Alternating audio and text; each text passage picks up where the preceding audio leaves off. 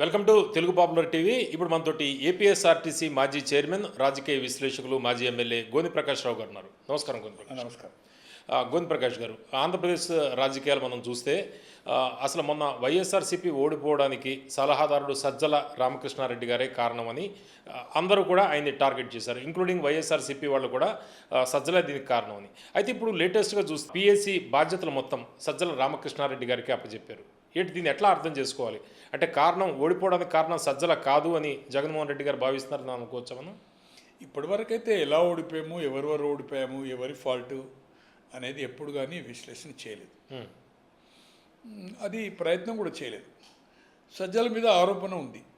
Even నా వ్యక్తిగత అభిప్రాయం కూడా ఏదైతుందో ట్యాకిల్ ఆఫ్. ఇప్పుడు జగన్మోహన్ రెడ్డి గారు ఇంటర్వ్యూస్ ఇస్తుండా ఇవ్వలేదా సమస్యలను ఇతను కూడా ఏదైతుందో ఒక సామరస్యంగా, ఇతని పరిధి ఎక్కడ, ఎడ్యుకేటెడ్, ఒక జర్నలిస్ట్గా పనిచేసిండు, కానీ అన్ని department, family affair, party affair, మంత్రుల పోర్ట్ఫోలియో కాడ నుంచి, లా అండ్ ఆర్డర్ కాడ నుంచి ఎవ్రీ కానీ అడ్వైజర్ ఈ దేశంలో చాలామంది ముఖ్యమంత్రులకు ఉన్నారు. దేవరాదర్శ కాలం నుంచి సచ్చిదానంద అని రాజ్యసభ మెంబర్ ఉండి, అట్లే కేవీపీ గారు ఎప్పుడు వాళ్ళు ప్రెస్కు పోయే వాళ్ళు కాదు. ఏ అడ్వైజర్స్ ఎక్కడ ఏదైతుందో దే విల్ నాట్. ఇందిరాగాంధీ హయాం నుంచి ఉన్నారు, రాజీవ్ గాంధీ గారికి ఉన్నారు. సో ఇదొక వింత పద్ధతి. సో అలాగని ఇంకో కిరణ్ గారి నుండి వారు అపాయింట్మెంట్ ఇవ్వరు, ఎమ్మెల్యేలే ఆరోపణ చేసింది. ఇప్పుడు వాళ్ళ పార్టీలో ఉన్నారు, మంత్రులు చేసిన వాళ్ళే మాకు మార్నింగ్ టు ఈవినింగ్ వరకు వెడి చేసినది. మనం అనిల్ ఆరోపణ చూసాము, శ్రీధర్ రెడ్డి బయటకు వచ్చే ముందు చూసాము, ఇప్పటికీ జక్కంపూడి రాజా ఆ పార్టీలో ఉన్నాడు చూసాం మనం.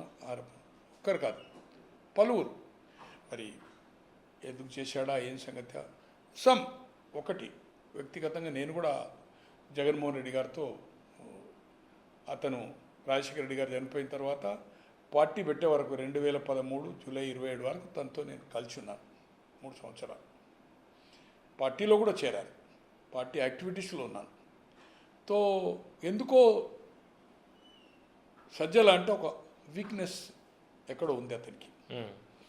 అందుకోసమే మళ్ళీ ఏదైతుందో ఇప్పుడు పొలిటికల్ అఫేర్స్ నిన్నేదో బ్రీఫ్ కూడా ఏదైతే ఇచ్చినట్టు చిన్న స్లిప్ చూశాను, ఏదో బయటకు వచ్చేది. ఏంటి వీక్నెస్ ఏంటి? ఏదో సంథింగ్ వాళ్ళిద్దరిలో ఏదో ఉంది. అంటే మీరు కేవీపీ గారి పేరు ఎత్తారు కాబట్టి వాళ్ళ బ్రదర్ ఏదైతుందో గాలి జనార్దన్ రెడ్డి లింకప్లో ఉండే, ఆ గాలి జనార్దన్ రెడ్డి బ్రాహ్మణి స్టైల్స్ దాంట్లో ఏదో లావాదేవీలు సంథింగ్ ఎక్కడో వీక్నెస్ ఉంది. అంటే ఇందాక మీరు అతను పొలిటికల్ మేనేజ్, నాకు అతను శత్రువు కాదు, నేను రాజకీయాల్లో లేను. ఈజ్ అన్ఫిట్ టు లైజన్ చేయలేడు, అతను కాంబినేషన్ చేయలేడు. అసంతృప్తితో దాన్ని కంట్రోల్ చేసే కెపాసిటీ లేదు. బాడీ లాంగ్వేజ్, బిహేవియర్ కూడా ఏదైతుందో చాలా అరగెంట్గా ఉంటుంది. దాంట్లో ఏమాత్రం అనుమానం లేదు. 100కి ఏ ఒక్కరు కూడా ఎవరికైనా మంత్రి పదవి ఏదైనా లాభి చేసి ఆయన రికమెండేషన్ వల్ల దొరికిందేమో తప్పితే ఎందుకు నచ్చుతుందో జగన్మోహన్ రెడ్డి గారికి నాకు తెలియదు. కానీ బట్ చాలా మంత్రులతో కానీ, హేమాహేమీలు సీనియర్లతో కానీ అతని ప్రవర్తన ఏదైతుందో, అతని బాడీ లాంగ్వేజ్, ఫేస్ ఏదైతుందో. గతంలో వైఎస్ గారి దగ్గర కేవీపీ గారు ఉండేవాళ్ళు కదా, ఒక్క ప్రెస్ మీట్స్ మినహాయించి A to Z మొత్తం చక్రం తిప్పింది ఆయనే కదా. ఇప్పుడు అలాగే మరి సజ్జల రామకృష్ణారెడ్డి గారిని మనం ఎట్లా తప్పు పట్టచ్చు?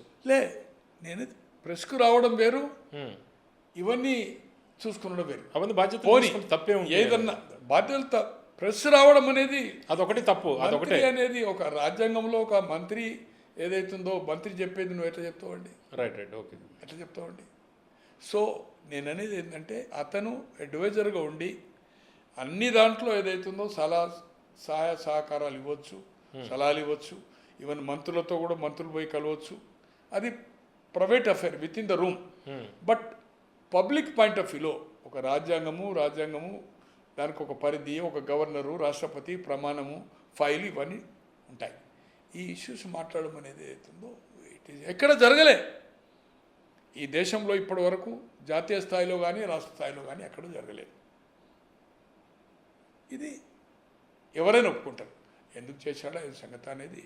అంటే సజ్జల గారు మళ్ళీ బౌన్స్ బ్యాక్. దానివల్ల జగన్మోహన్ రెడ్డి గారికి రేపు కూటమి మీద వ్యతిరేకత వస్తే అక్కడ ఆల్టర్నేటివ్ లేదు కనుక జగన్మోహన్ రెడ్డి గారికి అవకాశం ఇవ్వాలి.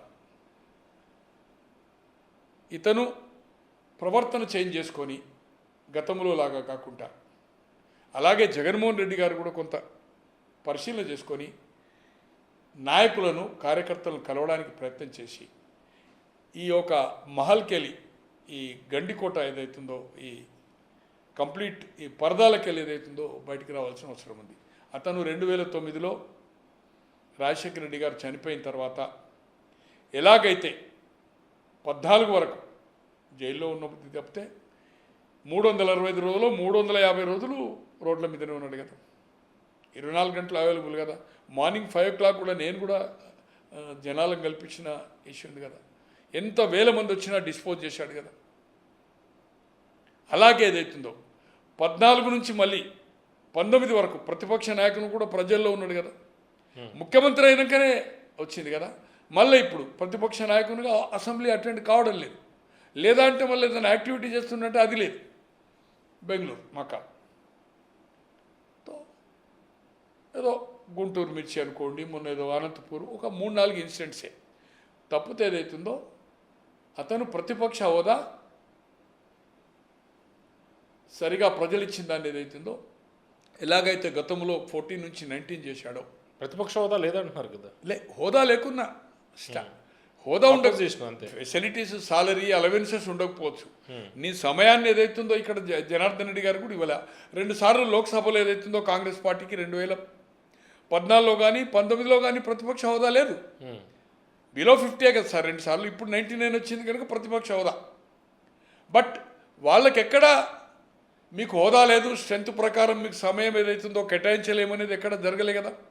అలాగే కాంగ్రెస్ పార్టీలో ఇక్కడ జనార్దన్ రెడ్డి గారు కూడా 94 నుంచి 99 ఏదైతుందో 26 సీట్లే కదా.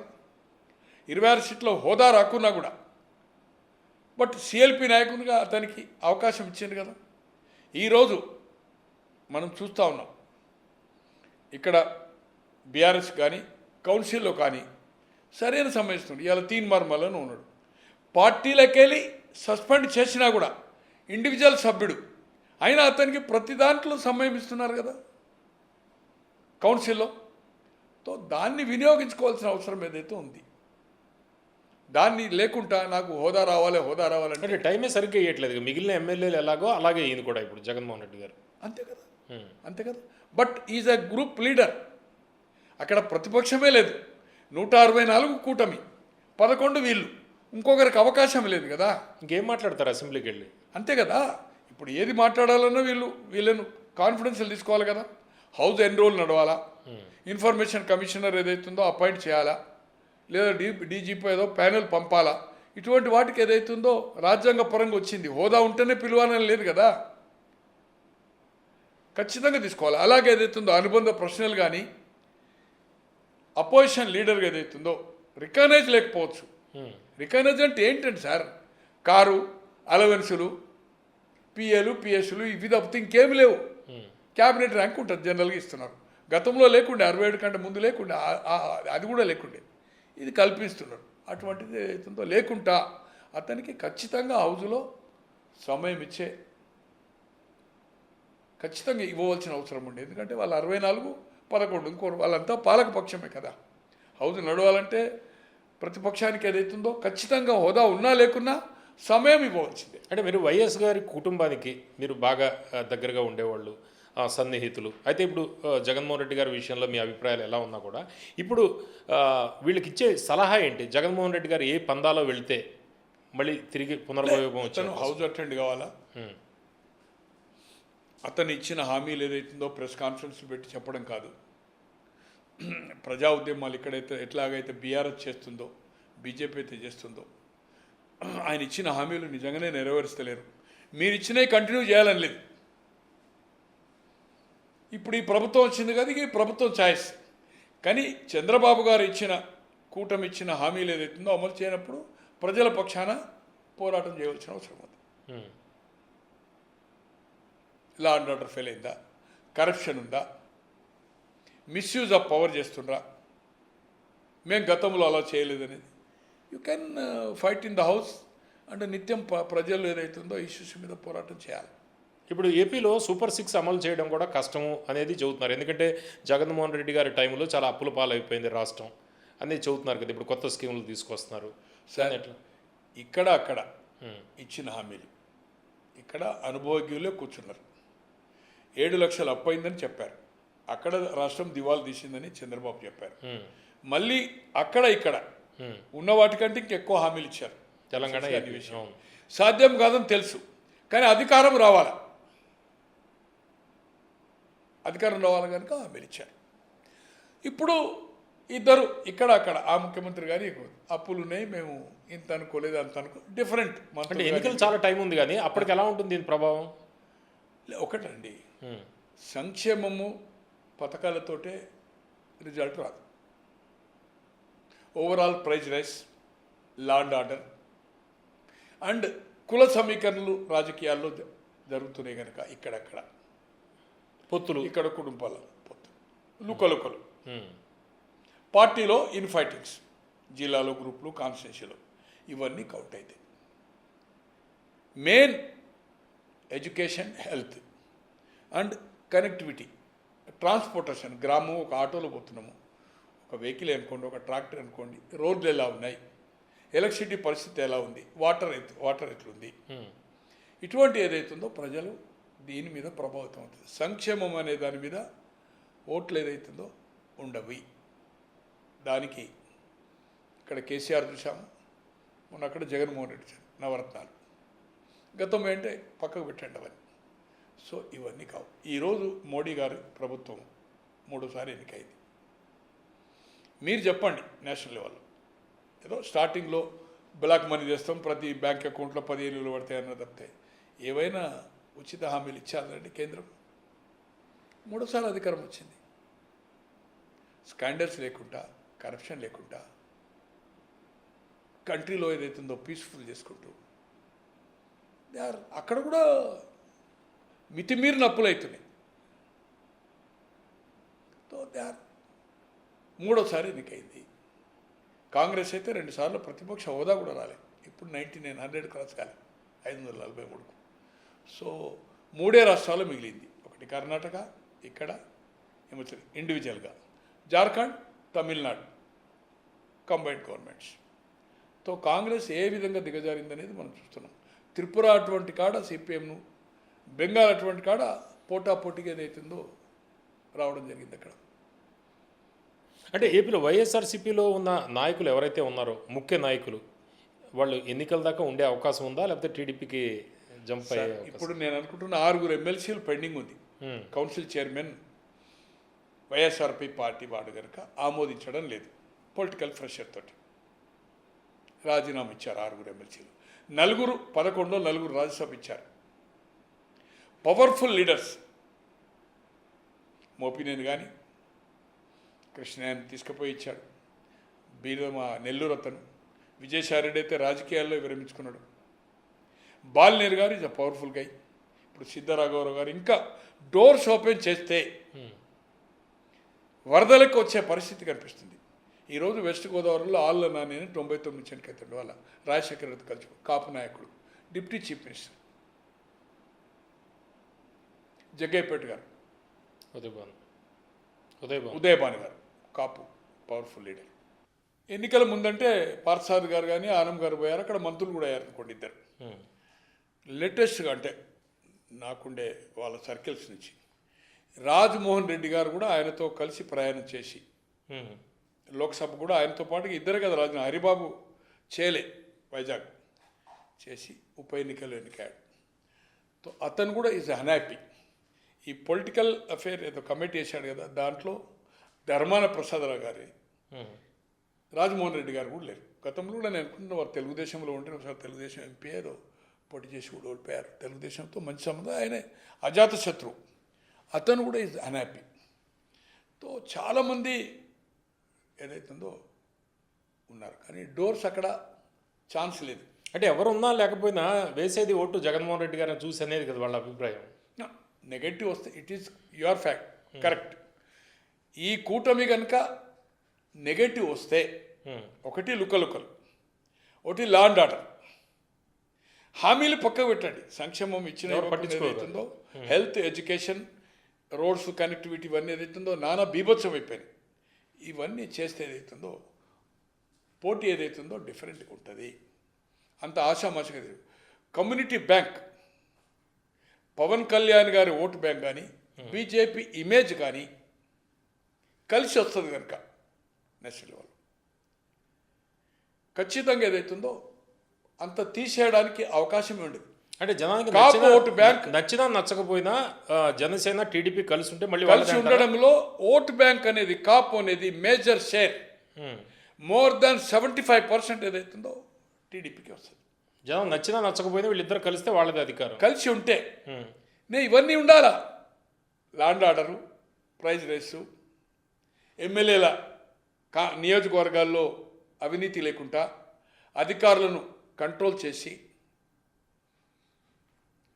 గ్రామాలకు రోడ్డు, రాజధాని మీద కాన్సన్ట్రేషన్ చేస్తున్నారు. ఒకటి వైజాగ్ స్టీల్ ప్లాంట్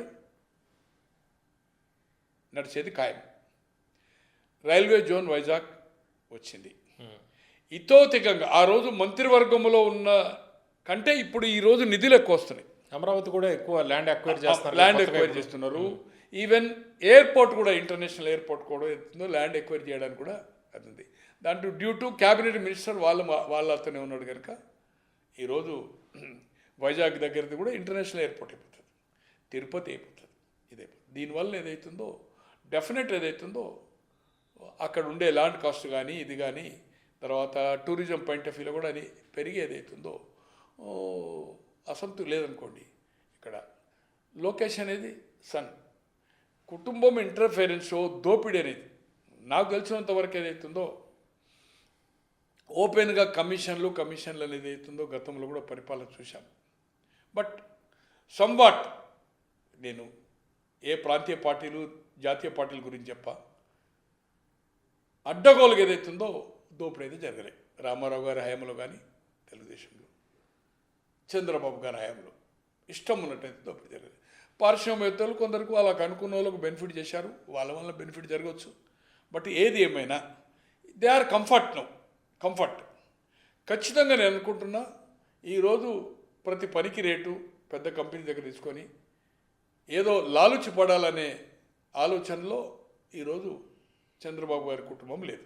అలాగే కుటుంబ సభ్యులు కూడా ఇన్వాల్వ్. ఓన్లీ లోకేష్ కాబోయే నేత కనుక, సక్సెసర్ కనుక డెఫినెట్లీ అన్నింటిలో ఇంటర్ఫేర్ అవుతుండ్రు. అందరూ అతన్ని అప్రోచ్ అవుతుండ్రు.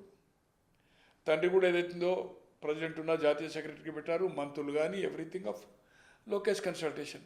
లోకేష్ గారికి పవన్ కళ్యాణ్ గారికి కూడా సఖ్యత ఉంది. అలాగే జాతీయ నాయకత్వం కూడా లోకేష్ గారికి బీజేపీ పార్టీ వాళ్ళు కూడా ఇక్కడ ఉండే ఎంపీలు కానీ మంత్రులు కానీ జాతీయ నాయకులు కానీ మంత్రులు కానీ గౌరవిస్తున్నారు. Is also running is a smooth. అతనికి ఒకటే కుమారుడు. ఎలక్షన్స్ టైంకి పవన్ కళ్యాణ్ ప్లేట్ ఫిరాయిస్తే అంటే అతను ఎట్లా ప్లేట్ ఫిరాయించాలంటే ఏం చేయాలి అతను? అంటే ఒకసారి తన అన్న 2009లో చేతులు కలుసుకున్నాడు. 2019లో పవన్ కళ్యాణ్ చేతులు కాల్చుకున్నాడు. ఈరోజు ఏదైతుందో తను చేయడం వలన తను ఏదైతే అనుకుంటుండో ప్రతిరోజు నిత్యం 15 సంవత్సరాలు అంటుండో మళ్ళీ జగన్మోహన్ రెడ్డి గారికి అవకాశం వస్తుంది ఆయన బయటకు పోయినప్పుడు. మూడో బీజేపీ వాళ్ళిద్దరు కలిసి చేస్తున్నారు అనుకుందాం, తృతీయ శక్తి సామాజిక న్యాయం అన్నారు అనుకుందాం. But ultimate will be the benefit BJP వల్ల minority, Muslim is a factor, Christian is Andhra factor. ఈ రెండు ఓట్లు రానప్పుడు ఈ కూటమికి అంత ఈజీ కాదు. అంటే గోవింద ప్రకాష్ గారు, మీకు రాజకీయ అనుభవం ఎంత ఉంది? మీరు ఎన్నో ఎన్నికలు చూశారు, మీరు పోటీ చేశారు, గెలిచారు. ఇవన్నీ రాజకీయాలు అందరు నేతల్ని కూడా చూస్తున్నారు కాబట్టి రాజకీయాలు ఎప్పుడు కూడా స్టాటిక్గా ఉండవు, డైనమిక్గా మారుతూ ఉంటాయి. అంటే రేపు ఈ సూపర్ 6 అమలు అవ్వలేదనో లేకపోతే ఇంకో ఇష్యూనో ఇది సరిగ్గా లేకపోతే, అంటే వ్యతిరేకత ఏదైనా ఉంటే, జనరల్గా ఒక గవర్నమెంట్ కొంత 5 ఏళ్ళు ఉందంటే కొంత వ్యతిరేకత జనరల్గా ఉంటుంది. ఎన్నికల టైంకి ఏదో ఒక కారణం పెట్టుకుని సరిగ్గా లేకపోతే పరిస్థితి వైసీపీకి దగ్గరికి వెళ్తే ఎట్లా ఉంటుంది? వైసీపీకి దగ్గర పోయినప్పుడు వైసీపీకి సీఎం జగన్మోహన్ రెడ్డి గారు కదా. నేను అనుకోను ఆయన కూడా సీఎం కాలేదు, ఆయన మనసు సీఎం నేను ఏం కాదనుకోని చెప్తున్నాను కదా. 15 సంవత్సరాలు కలిసి ఉంటా అంటే సీఎం ఛాన్సే లేదు కదా. ఇక్కడ ఈ కూటమి ఉన్నప్పుడు ఆయన డిప్యూటీ ఉప ముఖ్యమంత్రి. ఆయన ప్రాంతీయ పార్టీ ఇప్పుడున్న సీట్ల కంటే మొన్న తక్కువ చేసుకున్నాడు. లోక్సభ కానీ ఒకటి కానీ అసెంబ్లీ కానీ ఇప్పుడు పెంచుకుంటాడు.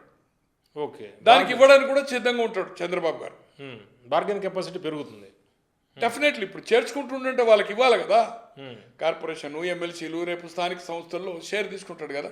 మొన్న గెలవాలి కనుక ఖచ్చితంగా ఇప్పుడు ఏదైతుందో డెఫినెట్గా తన ఉన్న స్ట్రెంత్ కంటే తక్కువ తీసుకున్నాడు కనుక ఇప్పుడు ఉన్న స్ట్రెంత్ ప్రకారం ఏదైతుందో వాళ్ళ కాస్ట్ కాంబినేషన్ ప్రకారం ఎక్కువ తీసుకుంటాడు. ఆయన మనస్తత్వం ప్రకారం, అతని బాడీ లాంగ్వేజ్ ప్రకారం ఏ పరిస్థితిలో గతంలో number of issues number of parties కలిసినాయి, ఇతని మనస్తత్వానికి జగన్ గారి మనస్తత్వానికి కలిసే అవకాశమే లేదు. ఓకే. కనుక ఏ పరిస్థితిలో జగన్మోహన్ రెడ్డి గారితో జత కలవడు. సామాజిక న్యాయమని బీజేపీ గిట్ట సపోర్ట్ చేస్తే థర్డ్ ఫోర్స్ అవుతాడు కావచ్చు. అప్పుడు డెఫినెట్లీ ఏదైతుందో ఫైట్ బిట్వీన్ ఎంత మార్పులు వచ్చినా కూడా గతంలో ఎక్స్పెరిమెంట్ అక్కడ చూసినా కనుక it may be chance, but అవకాశం ఏదైతుందో ఫైట్ మళ్ళీ తెలుగుదేశం జగన్మోహన్ రెడ్డి గారికే ఉంటుంది. అంటే రేపు బార్గెన్ కెపాసిటీ ఆయనకి పెరుగుతుంది, కొన్ని సీట్లు పెరుగుతాయి. డెఫినెట్ పవన్ కళ్యాణ్ గారు ఇవ్వడం కూడా ఈసారి ఏదైతుందో ఎక్కువ ఇవ్వడానికే ప్రయత్నం చేస్తాడు. మనం చూసాం బీజేపీకి 85-89 కానీ చంద్రబాబు గారు 2009లో పెట్టుకున్నప్పుడు కానీ మన పెట్టుకున్నప్పుడు ఈ పొత్తుల్లో చూసాం. చంద్రబాబు గారు రామారావు గారు 85-89లో బీజేపీ కమ్యూనిస్టులు, బట్ 94 వచ్చే వరకు ఏదైతుందో ఎన్ని సీట్లు ఇచ్చాడో మనం చూసాం. అధికారం రావాలి కనుక కాంగ్రెస్ని ఓడగొట్టాలి కనుక 36 సీట్ల పైన ఇచ్చాడు. 35-34 ఎంతో గెలిచారు కమ్యూనిస్టులు, సిపిఐ ఊహించని స్థాయిలో ఇచ్చారు. నాకు తెలిసిన వరకు 67 నుంచి 1967 తర్వాత అన్ని సీట్లు ఎప్పుడు రాలే ఉభయ కమ్యూనిస్టులకు. రామారావు రివోల్స్ వచ్చింది. 83లో కమ్యూనిస్టులు ఎక్కువని అడిగారు, జనతాదళ్ అడిగితే ఎలయన్స్ బ్రేక్ అయ్యి మా సంజయ్ మంచితో 5 సీట్లతో మేము పోటీ చేశాము. 202 సీట్లో మేము 4 అంటే 198 రామారావు గారు గెలిచారు. మేనక్ గాంధీ గారు శ్రీకాకుళం, వైజాగ్, విజయనగరం, ఈస్ట్, వెస్ట్, గుంటూరు, కృష్ణా 7 జిల్లాలు. నాందిల భాస్కరరావు గారు, చెలమేశ్వరరావు గారు అకంపెనీ చేశాడు. మేనక్ గాంధీ గారి కాంబినేషన్ మంచి చెడ్డ, ఆమె ఏదైనా మాట్లాడాలంటే ఏదైతుందో కన్సల్టేషన్ విత్ చెలమేశ్వర్ గారు, సుప్రీంకోర్టు జడ్జి అయ్యారు. రామారావు గారి కుటుంబానికి క్లోజ్ కూడా. వారి కంపెనీ చేసి 7 జిల్లాలో 63 కాన్స్టిట్యూన్సీ టచ్ చేశారు. అలాగే 94 పరిస్థితి వచ్చే వరకు ఏమైంది? అలాగే మీరు అన్నట్టుగా చంద్రబాబు గారు అనుభవజ్ఞుడు, యాంటీ ఎస్టాబ్లిష్మెంట్ ఉంటుంది, ఉన్న హామీలు అమలు చేయాలి కనుక మిత్రపక్షం ఎక్కువ అడిగినప్పుడు ఇవ్వాలి చేస్తుంది, ఇస్తాడు కూడా. కాకుండా దృఢ విశ్వాసంగా నెంబర్ ఆఫ్ టైమ్స్ చెప్తుండు కనుక అక్కడ నేషనల్ లెవెల్ కూడా మంచి రెస్పెక్ట్ ఉంది పవన్ కళ్యాణ్ గారికి. అది పొడగొట్టుకొని ఏదైతుందో ఇక్కడ ముఖ్యమంత్రి రాదు, ఆ రెస్పెక్ట్ ఉంటుందా లేదా అనేది గ్యారంటీ లేదు. కష్టకాలంలో జైలు ఉన్నప్పుడు చేయూతనిచ్చిండు అనేది కృతజ్ఞత భావంతో ఇప్పటి వరకు చంద్రబాబు గారు కానీ, లోకేష్ గారు కానీ, ఈవెన్ వాళ్ళ కుటుంబ సభ్యులు కానీ, ఎవరైనా కానీ తెలుగుదేశం ప్రతి వాళ్ళు ఆ రోజు పార్టీ ఏదైతుందో వీక్ అనే పరిస్థితుల్లో జైలుకు పోయినాక అంత డైలమాలో ఉన్నప్పుడు ఏదైతుందో చేయుతని ఇవ్వడంతో స్ట్రెంత్ అయింది అనేది ప్రతి వాళ్ళు తెలుగుదేశంలో ఉండేవాళ్ళు 99% పవన్ కళ్యాణ్ గారి మీద గౌరవం ఇస్తున్నారు. సో ఈ గౌరవం ఏదైతుందో జగన్మోహన్ రెడ్డి గారి దగ్గర దొరికే అవకాశమే లేదు. కనుక ఈ కూటమి విడిపోవడం అనేది అంత ఈజీ కాదు. ఓకే, కానప్పుడు ఈ కేంద్ర సహాయ సహకారాలు మెయిన్ కమ్యూనికేషన్ మీద ఏదైతుందో కాన్సన్ట్రేట్ చేస్తాడు. ప్రతి roads, connectivity, national highways, railway tracks, even Amaravati to Hyderabad కూడా అది చేస్తున్నారు. సో దీనివల్ల ఏదైతుందో ప్రజలు సంతోషంగా ఉంటారనేది సంక్షేమం is not at all A count కాదు. ఇప్పుడు అక్కడ ల్యాండ్ వాల్యూ పెరిగి కరెంట్ వచ్చి, నీళ్ళు వచ్చి, పంటలు పండినాక ఈ 2 రూపాయల కిలో బియ్యమా, లేకపోతే ఏదో సన్న బియ్యమా, దొడ్డు బియ్యమా, ఈ 1000 రూపాయల పెన్షన్ అనేది ఎవరు చూడరు. చేతిలో డబ్బులు ఉన్నప్పుడు అసలు ఇది ఎందుకు ఆలోచిస్తారు? పెన్షన్ వరకు చేస్తున్నారు అనుకోండి, వేరే హామీలు నెరవేరే అవకాశం లేదు. ఇట్ ఈస్ ఉద్యోగ అవకాశాలు కానీ ఇప్పుడు ఈ వాలంటీర్స్కి చెప్పాడు 5,000 కాదు 10,000 అన్నాడు. 43,000 మంది ఎంత ఉండరు కదా, వాళ్ళందరూ తీసేసాడు. దాంతో ఏమి జరిగేది లేదు. వాళ్ళతో నెగటివ్ వచ్చేది ఎవరికి? మన జగన్మోహన్ రెడ్డి గారికి. కనుక కూటమికి అవకాశం ఉంది. కానీ కొంత సీనియర్ గారులను కూడా విస్మరించిండు జగన్మోహన్ రెడ్డి గారు.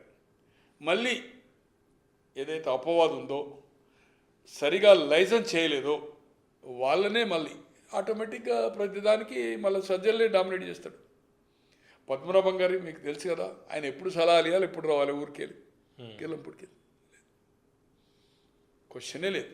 ఏదో గౌరవం ఇచ్చాడు కానీ మళ్ళీ వీళ్ళు అంతా సజ్జలనే నడిపిస్తాడు. కనుక సజ్జల గారికి మళ్ళా వైవి సుబ్బారెడ్డి గారు కూడా సఖ్యత లేదు. సజ్జల గారు అంటే రాజమోహన్ రెడ్డి గారికి గౌరవం లేదు, ధర్మానికి గౌరవం లేదు. ఉన్నోళ్ళు పోటీ చేసి ఓడిపోయిన వాళ్ళు కానీ మాజీ మంత్రులు కానీ ఆయన ఆ బాడీ లాంగ్వేజ్ చాలా భయంకరంగా ఉంటుంది. అందుకోసం అవుతుందో సజ్జల గారితో అతనికి లాభం జరుగుతుందని మాత్రం నేను అనుకోను. నష్టం ఎంత జరుగుతుందా, ఏమైనా మార్పు వస్తుందా, మార్పు చేయడానికి ప్రయత్నం ఆయన చేసుకుంటాడా, ఈయననే అతన్ని మార్పించడానికి చేస్తాడా అనేది ఏది ఏమైనా అల్టిమేట్ జగన్మోహన్ రెడ్డి. అక్కడ 1 to 100 జగన్మోహన్ రెడ్డి. జగన్మోహన్ రెడ్డి ప్రజల్లో మమేకమైనప్పుడు, కార్యకర్తలు మమేకమైనప్పుడు ఈ అడ్వైజర్ లేదు, కథ లేదు. ఇంకోటి ఏ అడ్వైజర్ మాట వినడండి ఆయన. ఇవన్నీ ఉత్తమాట. ఆయన ఏదనుకుంటే నేను ఆడింది ఆట, పాడిందే పాట. ఆయన నైజంలో చేంజ్ అయ్యే అవకాశమే లేదు. కనుక ఒకటే, గతంలో 2010 నుంచి 14 కానీ 14 నుంచి 19 ప్రతిపక్ష నాయకుడిగా ఎదగేలాగైతే ప్రజల్లో ఉన్నప్పుడు ఇక్కడ ఫెయిల్ అయినప్పుడు, నెగటివ్ వచ్చినప్పుడు అల్టిమేట్ జగన్మోహన్ రెడ్డి గారికి లాభం జరిగే అవకాశం ఉంటుంది. గోని ప్రకాష్ గారు, వైఎస్ఆర్సీపీ అధికారంలో ఉన్నప్పుడు ఆంధ్రప్రదేశ్లో టీడీపీ వాళ్ళు ఏమైనా సోషల్ మీడియాలో ఏమైనా పోస్టులు లాంటివి పెడితే వాళ్ళ మీద చర్యలు తీసుకున్నారు, దాడులు చేశారు, కంప్యూటర్లు, ల్యాప్టాప్లు సీజ్ చేసిన పరిస్థితి. అయితే ఇప్పుడు టీడీపీ అధికారంలో ఉండగా టీడీపీ నాయకులు ఎవరైనా వైఎస్ఆర్సీపీ వాళ్ళని అంటుంటే అరెస్ట్ చేస్తుంది టీడీపీ గవర్నమెంట్. దీన్ని ఎట్లా అర్థం చేసుకోవాలి? అంటే భారత్ మీద చేబ్రోలు కిరణ్ ఐటీడీపీ కార్యకర్త పెడితే ఆయన అరెస్ట్ చేసిన పరిస్థితి టీడీపీ అధికారంలో ఉండి. దీన్ని ఎట్లా అర్థం చేసుకోవాలి? ఇది రాజకీయ డ్రామానా లేకపోతే టీడీపీది ఎట్లా తీసుకోవాలి? ఇది వైజ్ డిసిషన్. అతను ఆ పిల్లోడు ఏదైతుందో చాలా భయంకరంగా మాట్లాడాడు. అది వెళ్ళిపోయింది జనాలకు. పొలిటికల్ డ్రామా టీడీపీది అంటున్నారు. క్వశ్చన్ లేదు డ్రామా. అతనితో అనిపించి అంత నీచ చర్య ఏదైతుందో నో కాకుండా ఎవరినైతే ఆ కాలంలో చర్యలు తీసుకోలేదో, ప్రమోషన్ ఎవరైతే సోషల్ మీడియా మాట్లాడో వాళ్ళకు అందరం, ఎవరైతే ఇల్లు మీదకి అటాక్ చేశారో, ఎవరైతే అసెంబ్లీలో దాడి చేసిండో వాళ్ళకు ప్రమోషన్లు, వాళ్ళకు పనులు చేశారు. బట్ ఇక్కడేం జరుగుతుందంటే ఇతను ఈ చితికిపోయిన రాష్ట్రాన్ని, ఆర్థికంగా ఇబ్బందుల్లో రాష్ట్రాన్ని దీన్ని గట్టెక్కేయడానికి అడ్మినిస్ట్రేషను, పార్టీ కంట్రోలు, ఇన్వెస్ట్మెంట్ తేవడము, కేంద్రంతో చర్చలు జరపడం, దీని మీదనే ఆలోచన చేస్తున్నాడు. కక్ష సాధింపుకో కాక అధికారులకు కూడా ఇన్స్ట్రక్షన్ ఇచ్చినట్టుగా తనకుండే సమావేశాల్లో, సార్ మనం చర్య తీసుకుంటలేము, వాళ్ళు తీసుకున్నారంటే కూడా చట్టము తన పొందేది 1 by 1 చట్టములో మనం బంధించి ఏదైతుందో వాళ్ళని చేద్దాము. మీరు తొందరపడితే ఏదైతుందో మనకు అది అపవాదం వస్తుంది, నష్టం జరుగుతుంది అనేది ఏదైతుందో కొంతమంది ఆవేశంగా చెప్పినప్పుడు కూడా మంత్రులు కానీ, శాసనసభ్యులు కానీ, లోకేష్ గారితో మాట్లాడినప్పుడు కానీ ఖచ్చితంగా ఇన్స్ట్రక్షన్ ఇచ్చారు. అలాగే ఏదైతుందో చట్టంలో 1 by 1 సిస్టమేటిక్గా ఫైల్ బిల్డప్స్ అయ్యి అందరి కంప్లైంట్స్ మీద ఎంక్వైరీ చేసే అరెస్టులు జరుగుతుంది. చట్ట ప్రకారమే జరుగుతుంది. దాంట్లో సెక్షన్స్ కొంచెం ఎక్స్ట్రా పెడుతున్నారు. బట్ బంధించే ముందు ఆదరబాదరగా పోయి ఏదైతుందో చేయడం లేదు. దాడులు, దర్వాజలు బలగొట్టడము, గేట్లు దొరకడము, హాస్పిటల్కి వెళ్ళి పట్టుకురావడం ఇటువంటి చేయడం లేదు. సిస్టమేటిక్గా ఏదైతుందో చేయడం జరుగుతుంది. మొన్నటిది డ్రామా కాదు. ఏది ఏమైనా ఈ చర్య ఏదైతుందో ప్రతి పార్టీ, ఇప్పటికైనా తెలుగుదేశం అక్కడ పవర్లో ఉంది, ఇక్కడ కాంగ్రెస్ ఉంది, అఖిలపక్ష మీటింగు అక్కడ ఇక్కడ పిలిచి, ఎక్కువ ఇక్కడనే జరుగుతుంది ఈ 2 రాష్ట్రాల్లో. నేషనల్ లెవెల్లో ఇంత లేదు, సోషల్ మీడియా కానీ ఇంత అవేర్నెస్ లేదు. దీనికి ఏదైతుందో వాళ్ళ సూచనలు కూడా తీసుకొని సోషల్ మీడియా వాళ్ళని, మెయిన్ డిజిటల్ కానీ ప్రింట్ కానీ కొన్ని నియమ నిబంధనలు ఏదైతుందో మనము ఈ 2 రాష్ట్రాల పరిధిలో ఏర్పాటు చేసుకోవాల్సిన అవసరం ఉంది. అక్కడ జగన్మోహన్ రెడ్డి గారు హోదా ఉన్నా లేకున్నా వాళ్ళని పిలిచి, ఎవరైతే హౌజులో లేరో సిపిఐ కానీ, సిపిఎం కానీ, ఇతర పార్టీలు ఏదైతే జాతీయ పార్టీలు ఉన్నాయి ఇక్కడ కానీ పిలిచేది అవుతుందో ఎక్కడో అక్కడ నియంత్రణ చేయాలా. అలాగే సోషల్ మీడియా కూడా మనం చేసే తప్పులకు ఎవరో ఒకరిద్దరు చేసే తప్పులకు అందరం నష్టపోయే అవకాశం ఉంది. కనుక వేరే వాళ్ళు కూడా ఒక సంఘంగా ఏర్పడి కొన్ని నిబంధనలు ఏదైతుందో ఏర్పాటు చేసుకోవాల్సిన అవసరం ఉంది. లేకపోతే ఇది పరిధి దాటి ప్రజలు కాదు, ఈవెన్ ఆ మీడియానే ఎక్కడైతే వ్యూయర్షిప్ ఉంటుందో, ఎవరైతే ఇటువంటి గ్యాసిప్స్ ఇస్తుండో, టైం బెంగ్ వాళ్ళకు ఇంత ఇన్కమ్ వచ్చింది కావచ్చు వ్యూయర్స్, కానీ వ్యూయర్స్ పెరగడం లేదు. నేను కొన్ని అబ్జర్వ్ చేసిన పేర్లు చెప్పదలుచుకోలేదు. ఎక్కడైతే 2 లక్షలు 3 లక్షలు అక్కడనే ఆగిపోతుంది. ఇక నో ఇంప్రూవ్మెంట్. వేరే నీట్గా ఎవరైతే సోషల్ మీడియా నడుపుతుండ్రో ఎక్కడికో వెళ్ళిపోయినాయి. అంటే నేను ఎగ్జాంపుల్ డైల్ న్యూస్ కానీ మీది కానీ రెండు ఏదైతుందో, నేను డైల్ న్యూస్ స్టార్ట్ చేసినప్పుడు 3 లక్షల 4 లక్షలు, ఇలా 1.2 1.3 అయింది. ఇప్పుడు తెలుగు పాపులర్ మీది కూడా తెలుగు పాపులర్ నేను అనుకుంటున్నాను 4 లక్షలతో స్టార్ట్ చేశాం. ఇలా 2.2 22 lakhsకి పోయారు. ఇంకా ఫేస్బుక్లో 8 లక్షలు ఉన్నారు. ఫేస్బుక్ అయితే మీది ఆల్మోస్ట్ ఆల్ నెంబర్ 1 ఉన్నది. అట్లే యోయో కానీ దీన్ని ఏదైతుందో ఒక నిబంధనలు ప్రభుత్వమే కాదు ప్రతిపక్షాలే కాదు, ఒక నిబంధనలు ఏదైతుందో సోషల్ మీడియా కానీ మెయిన్ మీడియా కానీ కొంత సమన్వయం పాటించేది అవుతుందో మనం దీన్ని ఏర్పాటు చేసుకోవాలి. మనకు మనం ఎక్కడో రాజ్యాంగంలో ఉందా లేదా అని కాదు. ఈ స్వేచ్ఛ ఏదైతుందో దుర్వినియోగం చేయకుండా అన్పార్లమెంటరీ మాట్లాడితే రికార్డెడ్గా, లైవ్ అంటేనే వేరే సంగతి. లైవ్ లేని కూడా రికార్డ్ చేసినవి కూడా ఆ భాషను ఏదైతుందో టెలికాస్ట్ చేస్తున్నారు. దాన్ని ఎడిటింగ్ చేయొచ్చు, లేదా బీప్ ఇస్తే ఆటోమేటిక్ అది జనానికి పోతుంది. కానీ ఆ బీపీ ఇవ్వడం వల్ల కూడా గౌరవప్రదంగా ఉంటుంది అనేది అవుతుందో మీ తెలుగు పాపుల ద్వారా అన్ని సోషల్ మీడియాకు. నేనేం పెద్ద మనిషిని కాదు, కానీ ఇది పద్ధతిగా లేదు. మేము కూడా రాజకీయాల్లో 67 నుంచి ప్రింటు ఎలక్ట్రానిక్ మీడియా అప్పటి నుంచి మేము ఏదైతుందో కరపత్రాలు, ఈనాడు రాకముందు కరపత్రాలు వేసి పెద్ద పెద్ద స్కాండల్స్లు ఏదైతుందో మేము విద్యార్థి దశలు ఏదైతుందో సాల్వ్ చేయను. కరపత్రాలు అంతే, 1000 కరపత్రాలు తెల్లారి వరకు ఇళ్ళల్లో వేయాలి. మార్నింగ్ 4:30 కథం 11 గంటల వరకు ఆ ప్రాబ్లంకి ఏదో అవుతుందో ఒక తీర్పు అంటే నిర్ణయం వస్తుండే. అటువంటి చేసినాం. అవి నేను చెప్పడం పెద్ద గొప్పతనం కాదు, బట్ ఇది ఒక చేయవలసిన అవసరం ఉంది. రెండు రాష్ట్రాలు ఇక్కడ కూడా ముఖ్యమంత్రి గారి కుటుంబాన్న ముఖ్యమంత్రి గారిని భాష మాట్లాడినప్పుడు ఆ ఎవరైతే యాంకర్ ఏదైతుందో లేడీ, నేను అనుకుంటా సీనియర్ రేవతి గారు, నేను కూడా ఏదైతుందో ఏబిఎన్లో ఆమె డిజిటల్ దాంట్లో ఆమె ఒక ఇంటర్వ్యూ కూడా తీసుకుంది. చాలా సీనియర్. ఆమె చివరకు జైలుకు పోయే పరిస్థితి వచ్చింది. ఇటువంటి పరిస్థితి తెచ్చుకోవద్దు. గౌరవపదంగా గతంలో ఆఫ్ ద రికార్డ్ అంటే రాసేవాళ్ళు కాదు. అన్పార్లమెంటరీ ప్రింట్ ఉన్నప్పుడు మాట్లాడితే ప్రింట్లో రాసేవాళ్ళు కాదు, ఆఫ్ ద రికార్డ్ అనుకున్నా కూడా. అటువంటి సాంప్రదాయాన్ని ఏదైతుందో మనము ఈ రెండు రాష్ట్రాల్లో, తెలుగు రాష్ట్రాల్లో కంబైన్డ్ రాష్ట్రం కనుక రెండు రాష్ట్రాల్లో ఉన్న సంబంధం ప్రకారం రెండు రాష్ట్రాల్లో జరుగుతున్న ఈ బీభత్సాన్ని ఏదైతుందో ఎక్కడో ఒక ఆడ స్టాప్ చేయాలి. అవును, రెండు రాష్ట్ర ముఖ్యమంత్రులు అఖిలపక్ష meeting plus print and electronic social media అందరినీ పిలిచి ఒక నిర్ణయం తీసుకోవాల్సిన అవసరం ఉంది. గోవింద ప్రకాష్ గారు, ఇప్పుడు తెలంగాణ రాజకీయాలు మనం చూస్తుంటే క్యాబినెట్ ఎక్స్పాన్షన్ జరగక ముందే గొడవలు చూస్తాం మనం. రేపు క్యాబినెట్ ఎక్స్పాన్షన్ జరిగితే ఎట్లా ఉంటుంది? ఎందుకంటే రాజగోపాల్ రెడ్డి గారు ఒకవైపు, వివేక్ గారు ఒకవైపు, ప్రేమ్ సాగర్ రావు గారు, మల్రెడ్డి, రంగారెడ్డి, వీళ్ళందరూ మాకు ఇయ్యాలి అని గొడవ చేస్తున్నారు. అయితే వాళ్ళందరికీ ఇక్కడ అకామిడేట్ చేసే పరిస్థితి ఉందా? ఇంకా చాలామందికి హామీలు ఏఐసిసి ఇచ్చింది, రేవంత్ రెడ్డి గారు కొంతమందికి హామీలు ఇచ్చారని చెబుతున్నారు. రేపు క్యాబినెట్ ఎక్స్పాన్షన్ జరిగితే ఎట్లా ఉండబోతుంది? ఎక్స్పాన్షన్ జరుగుతుందా? సార్, మొన్న మన 8th ఇంటర్వ్యూలో కూడా మాట్లాడుకున్నాం. ఒక 20 days బ్యాక్ ఇంకొక ఛానల్ కూడా చెప్పారు. మంత్రివర్గం అనేది చాలా జటిలంగా ఉంది. కొంతమందిని మార్చి పార్టీ కోసం కామరాజ్ చేస్తే తప్పితే ఈ కాంబినేషన్స్ ఏదైతుందో ఫుల్ఫిల్ కావు. 4 రెడ్లు ఉండగా ఇంకా 3, అక్కడ సుదర్శన్ రెడ్డి గారి పేరా, ఇక్కడ రాజగోపాల్ రెడ్డి గారా, ఇక్కడ రంగారెడ్డి హైదరాబాద్లో 29 సీట్లో 4 మాత్రమే గెలిచాయి. ఒకటి పరిగి రామ్మోహన్ రెడ్డి గారు, మనోహర్ రెడ్డి తాండూర్ అండ్ మల్రెడ్డి రంగారెడ్డి ఆఫ్ ఇబ్రాహీంపట్నం. ప్రసాద్ గారు ఏదైతుందో స్పీకర్ అయ్యాడు వికారాబాద్. చేవెల నుంచి గెలిచిన యాదయ్య గారు ఏదైతుందో బీఆర్ఎస్ దీంట్లో చేరాడు, దళితుడు, దాంట్లో మాదిగా. బట్ అతనికి అవకాశం లేదు మంత్రిగా. 29 సీట్లో గెలిచింది ఏదైతుందో 4 మాత్రమే. 4 లోక్సభ కంప్లీట్, 1 పార్ట్ 5 లోక్సభ పరిధి. ఇక్కడ 40% ఇన్కమ్ అని, ఇక్కడ రాబోయే మున్సిపల్ కాదు, ఇదే మెయిన్ హాట్ ఇన్కమే కాదు, ఇంకా డీలిమిటేషన్ అయితే ఇంకా నియోజకవర్గాలు పెరిగే అవకాశం ఉంది.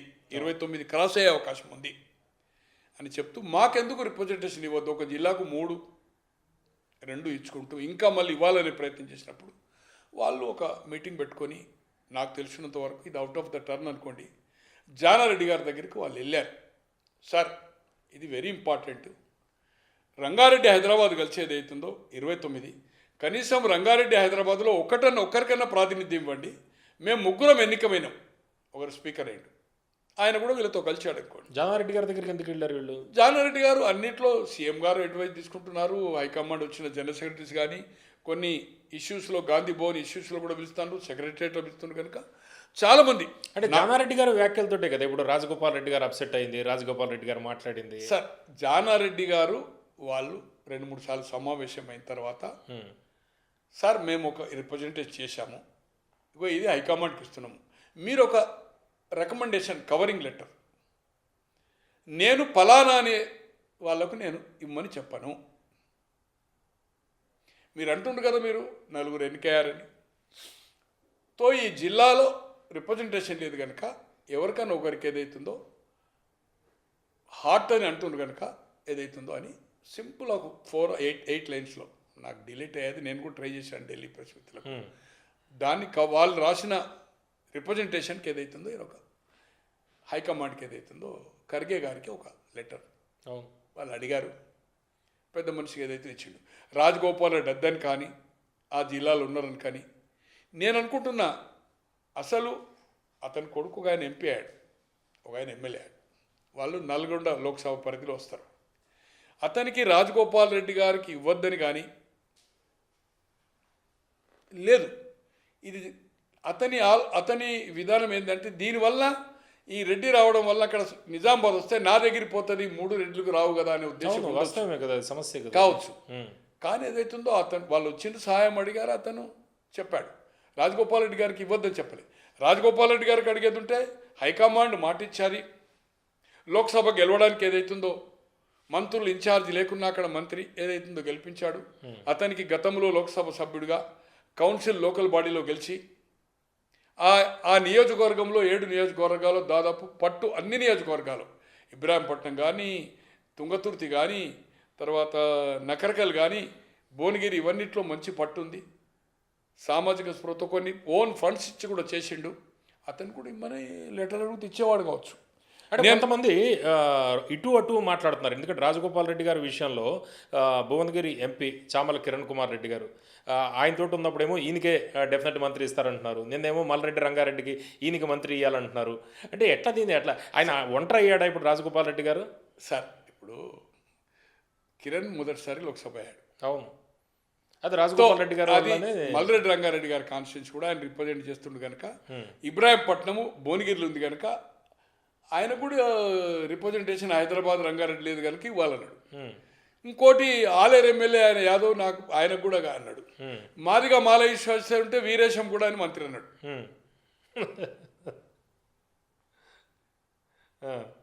అంటే తుంగతుర్తి ఇంక అనలే, ఆ వీరేశం పేరు చెప్పిండు, సామ్యాల పేరు చెప్పలే, తుంగతుర్తి కూడా ఆయనదే, ఓన్ కాన్స్టిట్యున్సీ, ఆయన విలేజ్ తుంగతుర్తిలో వస్తుంది, సామ్యాలు కూడా మాదిగానే సామ్యాలే. ఇప్పుడు ఒకటి జనగాం, ఇబ్రాహీంపట్నం, భువనగిరి, ఆలేర్, తుంగతుర్తి, మునుగోడ్ అండ్ నకరకల్, ఆ 7లో ఏదైతుందో.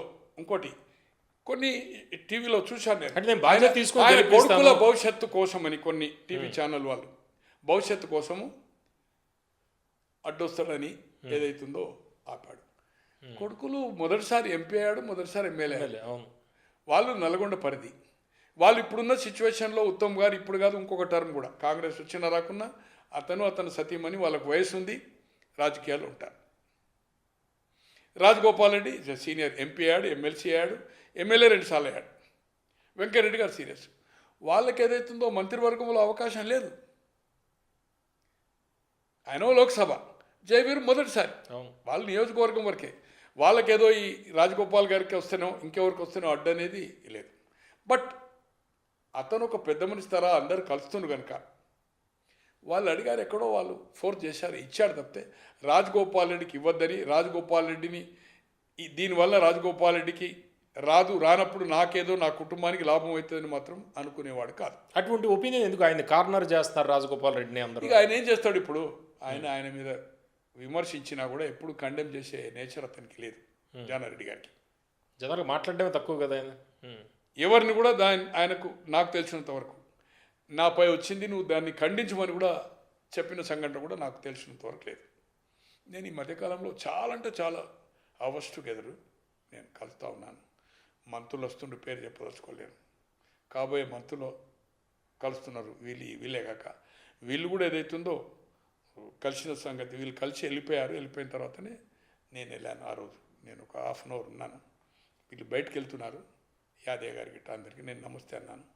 తర్వాతనే పత్రికలో చూశాను. నాకు ఢిల్లీ ఒక మిత్రుని ద్వారా ఏదైతుందో అప్పుడే పంపాడు. డిలేట్ అయ్యారు. మళ్ళీ కూడా అంటే రాజగోపాల్ రెడ్డి గారు చెప్తుంది నేను పార్టీలోకి రావడం వల్లే పార్టీకి కొంత ఊపు వచ్చింది ఈయన అంటుంటే, మహేష్ కుమార్ గౌడ్ ఏమంటుండంటే నువ్వు ఈ పార్టీ గెలుస్తుంది కాబట్టి నువ్వు ఇందులోకి వచ్చినావు అని మేము ఎందుకు అనుకోకూడదు. మహేష్ గౌడ్ ఏమన్నాడా, రాజగోపాల్ రెడ్డి ఏమన్నాడా?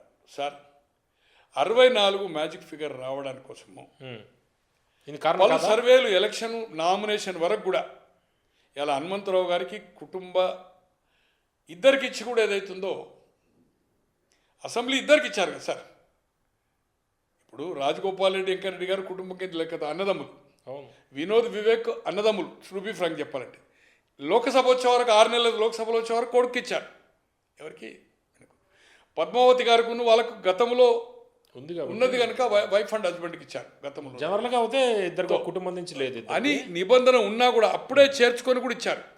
ఇలా పొంగులేటి గారు చేరినా, తుమ్మల గారు చేరినా, మేఘారెడ్డి గారు చేరినా, తర్వాత మన దామోదర్ రెడ్డి గారి కొడుకు ఏదైతుందో నాగర్ కర్నూలు గెలిచాడు కదా అతని పేరు, అతను కానీ అంత ఆయారం గాయారం లేదు. ఇప్పుడు మనోహర్ రెడ్డి ఆఫ్ తాండూరు కానీ అందరిని ఏదైతుందో చేర్చుకున్నారు.